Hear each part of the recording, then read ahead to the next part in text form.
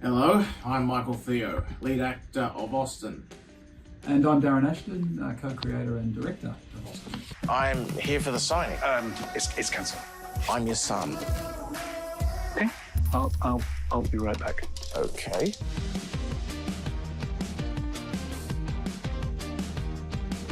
I was actually excited to go on that show, and I was also eager to be part of it because I only saw it as an opportunity to help me find a girlfriend. But surprisingly, it didn't quite help me reach that goal. Instead, it helped me reach something else that I never really quested for, which was fame. Sadly, no. I've dated several women, but some of them friend-zoned me, and some of them I had to, which is not an easy task. Doesn't always work out, does it, mate? No. That's the thing he's discovering. I've said to him, though, that he might find somebody when he least expects it. That's exactly what everybody else has been telling me. I'd rather reserve myself for the right person and not settle for anything less. Yep, it's a very regular occurrence. Honestly, I feel fine about it. What are you talking about, mate? Like, you are really generous when people approach you. We were going down to Melbourne for the launch of Austin on ABC, and these two young women said, "You're Michael Theo." He went, "Oh yeah," and they were from, I think, Ohio, weren't they? In the States. They'd literally flown to Australia that day, and they recognised Michael and they got selfies and stuff. The other one that I find hilarious was that when we were shooting in the UK, remember we were shooting in West Hampstead, and Sally Phillips, who plays Ingrid, got this text, right? And it was from Richard Curtis, who is the writer of Four Weddings and a Funeral, Love Actually, About Time, right? And he just says, "I just saw you filming just down the road from us, but more importantly, is that Michael Theo with you?" That is kind of surprising. That you recognised, mate, you know, worldwide.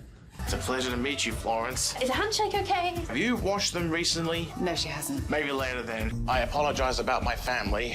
It's kind of embarrassing. Why did you have sex with my mother? Oh. Should we split a Caesar salad? I think, like everybody else, Michael is incredibly charismatic, and he really stood out in Love on the Spectrum. And I just thought there's something kind of special about his screen presence. And we did, I guess it was a chemistry test, wasn't it, with you and Ben? Yep. Online a couple of years ago when we were coming up with the idea. It was 4 years ago. Jeez, time flies. Wow. Wow. Yeah. And you and Ben got on really well, didn't you? Yeah. There was one point where they were improvising a scene, and Ben thought he'd finished improvising, and he said, "Hang on, are you still acting, or are you now talking as Michael?" Because you were so good, you had him tricked, didn't you? Unknowingly. Actually, it wasn't a hard path for me at all, because Darren actually cast me in a cameo role in one of the shows that he did a few years ago. Hardball it was. So I had a rough idea of what to expect. Well, I actually made it very clear to the crew from the very beginning that Austin should be a true representation of people on the spectrum, or neurodiverse people, as we should say. But also, it was very much your experience. Like I think there's a saying, you and I have talked about this before, haven't we, mate? Yeah. Which is, if you've met one neurodiverse person, you've met one neurodiverse person, you know? And it was interesting how much of your lived experiences ended up in the show, though, hasn't it? Yep, that's right. Including a lot of stuff that's come from your mum as well. Yep. Because we've had quite a few sessions online with Michael's mum, Vanessa, who's got this incredible positive outlook, hasn't she, Michael? She's been really great in kind of nurturing your career and you as a person. Yep, she does. It was actually a lot of fun working with Darren. I managed to toss around some ideas and suggest ideas for the script and my character as well. You read every script when it came out before it was distributed, Yeah. didn't you? And also a bunch of your ideas got in as well, Michael, I think. Yep, that's right. I actually don't really have a favourite part about the series because I'm just very proud of the show itself. It's the most important work that I've done in life. I mean, I think for me, it's working with Michael. It really has changed my outlook on life a lot. And also, Michael's influence on the show really made me want to make something positive and life affirming, which is what you're like. You're really optimistic, mate, aren't you? I mean, I know you have some things that kind of bother you, but as a whole, you are a person that looks at life in a positive way. Yeah, I do my best. Yeah. The reception has been all very positive. Yeah. I'm actually kind of blown away by it all.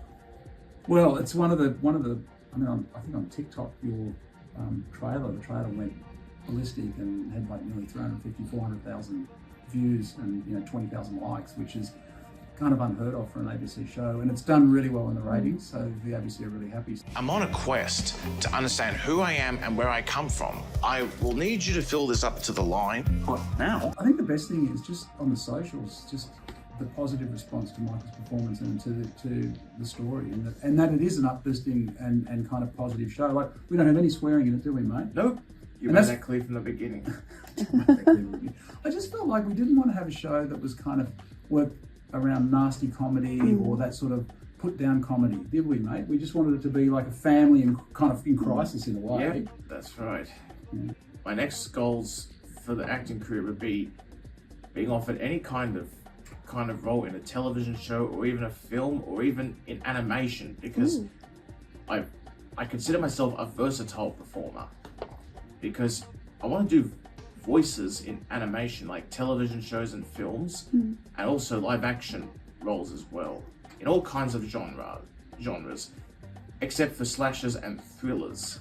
They're too heavy. It's because I'm more about making people laugh.